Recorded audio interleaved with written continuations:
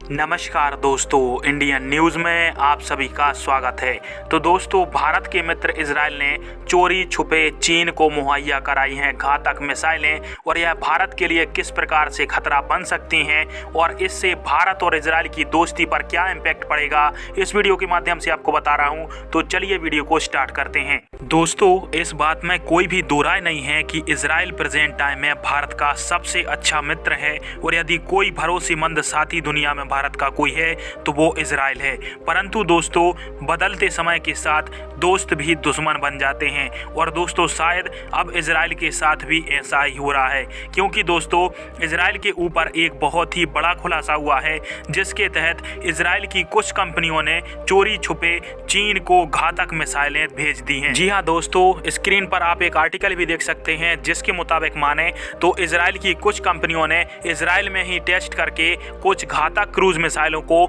चीन के हत्थे चढ़ा दिया है और फ्यूचर में भारत और चीन के बीच में तनातनी होती है तो फिर ये मिसाइलें भारत के ऊपर ही चीन के द्वारा इस्तेमाल करी जाएंगी और दोस्तों इससे भारत और इजराइल की मित्रता और इजराइल की विश्वसनीयता पर अब प्रश्न उठने लगे हैं। हालांकि दोस्तों ऐसा बताया जा रहा है कि इजराइल सरकार को इसके बारे में कोई भी जानकारी नहीं थी, परंतु दोस्तों इस बात पर भी कई सारे सवाल उठ रहे हैं क्योंकि मोसाद जैसी वर्ल्ड की टॉप क्लास खुफिया एजेंसी के रहते हुए इजराइल की नाक के नीचे से घातक मिसाइलों की टेक्नोलॉजी और इन मिसाइलों को चीन को भेज दिया गया और इजराइल को मालूम तक नहीं हुआ। हालांकि दोस्तों इजराइल की तरफ से ऐसा बयान निकल के सामने आया है कि पहले जो सोलर स्काई नाम की एक कंपनी है उसके मालिक और उसके कुछ एम्प्लॉय से पूछताछ करी जा रही थी इस मामले को लेकर, जिसके बाद में इनमें से 10 लोग संदिग्ध पाए गए हैं और इन्हीं लोगों ने चोरी छुपे इजराइल की धरती पर कई सारी क्रूज मिसाइलों का टेस्ट किया। इसके साथ ही इन मिसाइलों को